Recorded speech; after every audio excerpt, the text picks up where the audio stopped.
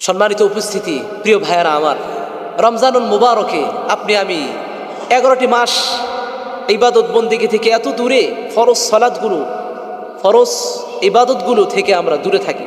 রমজান মাস রোজা ফরজ করেছেন, কিন্তু এই রমজান মাসের একেবারে প্রথম দিন থেকে চাঁদ উদিত হওয়ার পর থেকে চাঁদ আবার নতুন চাঁদ উদিত হওয়া পর্যন্ত আল্লাহ রাব্বুল আলামিন এই পুরাটি মাস আমাদের জন্য একটি দোয়ার একটি ভান্ডার রেখে দিয়েছেন। কিন্তু আপনি আমি মনে করি এমন একটি দুর্বল হাদিস নিয়ে আমরা পারাপারি করি।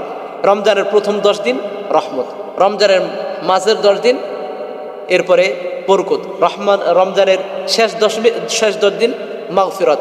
এভাবে ভাগ না করে যদি আপনি আমি চাঁদ উদিত হওয়ার পরে থেকে চাঁদ আবার উদিত হওয়া পর্যন্ত যদি আপনি আমি নিজের জন্য, পরিবারের জন্য, সমাজের জন্য, রাষ্ট্রের জন্য, পৃথিবীর জন্য, মুসলমান ভাই সমস্ত মাখলুকের জন্য যদি আপনি আমি দোয়া করি, আপনি আমি আমাদের জন্য দোয়া করি, তাহলে আল্লাহ রাব্বুল আলামিন পবিত্র এই রমজান মাসের ওসিলা করে অবশ্যই দোয়া কবুল করবেন।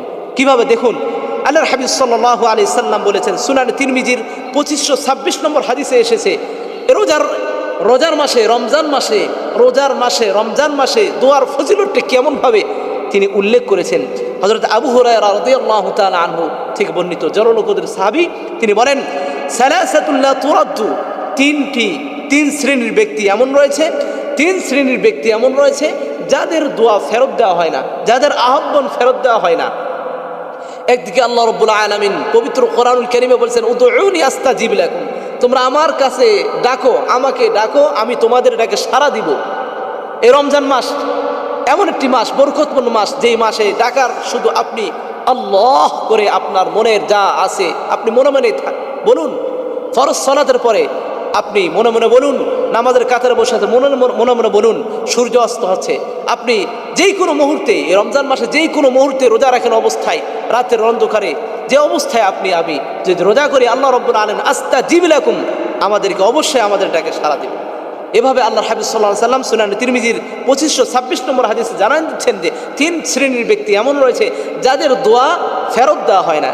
এর মধ্যে 1 নম্বর হচ্ছে দাওয়াতুহুম, তাদের দোয়া ফেরত দেওয়া হয় না। যে আল ইমামুল আদিল, যে ব্যক্তি ন্যায়পরায়ণ বাদশাহ, তার দোয়া এই রমজানের ওসিলা করে, যে ব্যক্তি ন্যায়পরায়ণ বাদশাহ, তার দোয়া আল্লাহ রাব্বুল আলামিন ফেরত দেয় না, সুবহানাল্লাহ। 2 নম্বর, ওয়াস-সাইমু হিনা ইফতিরু, এমন রোজাদার ব্যক্তি, রোজাদার বান্দা, যতক্ষণ পর্যন্ত সে রোজা আছে এই অবস্থায় যদি আল্লাহ রাব্বুল আলামিনের কাছে নিজের ফরিয়াদগুলো জানান দেয়, আল্লাহ রাব্বুল আলামিন সেই ব্যক্তির দোয়া ফেরত দেয় না, সুবহানাল্লাহ। ওয়া দাওয়াতুল মাজলুম, 3 নম্বর ব্যক্তি এবং মাজলুম ব্যক্তি, যে ব্যক্তি জুলুমের শিকার হয়েছে, অন্যায় শিকার হয়েছে, অন্যায় করে, অপদস্থ করে, জুলুম করে, যাকে জুলুম করা হচ্ছে, এই ব্যক্তি যদি আল্লাহ রাব্বুল আলামিনের কাছে দোয়া করে, তাহলে আল্লাহ রাব্বুল আলামিন ফিরিয়ে দেন না। এই জন্য আল্লাহ রাব্বুল আলামিন তাদের দোয়াগুলো কোথায় উঠে নেন, ইয়ারফাউহা ফাওকাল গামাইমি, আল্লাহ রাব্বুল আলামিন এই যে মেঘের ছায়া উপরে তাদের দোয়াগুলো উঠে নেন। এরপরে ওয়াতুফতাহু লাহু আবওয়াবাস সামাই, আসমানের দরজাগুলো খুলে দেওয়া হয়, সুবহানাল্লাহ। ওয়ায়াকুলু রাব্বু আজ্জা ওয়া জাল্লা ওয়া ইজ্জাতি লা আনসুরান্নাকি, আল্লাহ রাব্বুল আলামিন বলতে থাকে, ও আমার বান্দা, কে এমন আসো, আমার ইজ্জতের কসম, আমার সম্মানের কসম, আমার বরত্বের কসম, লা আনসুরান্নাকি, অবশ্যই আমি ওই ব্যক্তিকে আমি সাহায্য করব। সম্মানিত উপস্থিতি, আপনার আমার কত স্বল্পতা, কত সমস্যা, অসুস্থতার সমস্যা, আর্থিক সমস্যা, সন্তানের সমস্যা, বিবাহ হচ্ছে না সমস্যা, আমার পরিবার চলছে না সমস্যা, আমি অসুস্থতা ভুগছি, মানসিকতার সমস্যা রয়েছে, কত সমস্যায় আমি সম্মুখীন হয়ে রয়েছি, কিন্তু আল্লাহ রাব্বুল আলামিনের এই দরজাগুলো খোলা রয়েছে আমাদের জন্য। আপনি আমি যদি দোয়া করি এই রমজানের বরকতে, অবশ্যই আল্লাহ রাব্বুল আলামিন আমাদের দোয়া ফেরত দিবেন না। লা আনসুরান্নাকি, তিনি বলছেন, আমার ইজ্জতের কসম, সম্মানের কসম, বরত্বের কসম, অবশ্যই আমি সেই বান্দার ডাকে সাড়া দিব, তাকে আমি সাহায্য করব। আসুন, এই জন্য ফিরে আসুন, আমরা যেন রমজান মাসে বেশি বেশি দোয়া করে আল্লাহ রাব্বুল আলামিনের নৈকট্য যেন অর্জন করতে পারি, এবং আমাদের গুনাহগুলো মাফ করতে পারি, এবং পরিবারের সচ্ছলতা ফিরে আনতে পারি, এবং আমাদের যা পরিবার পরিজন, আমাদের রাষ্ট্রীয় সমাজের আমাদের কল্যাণকে বয়ে আনতে পারি।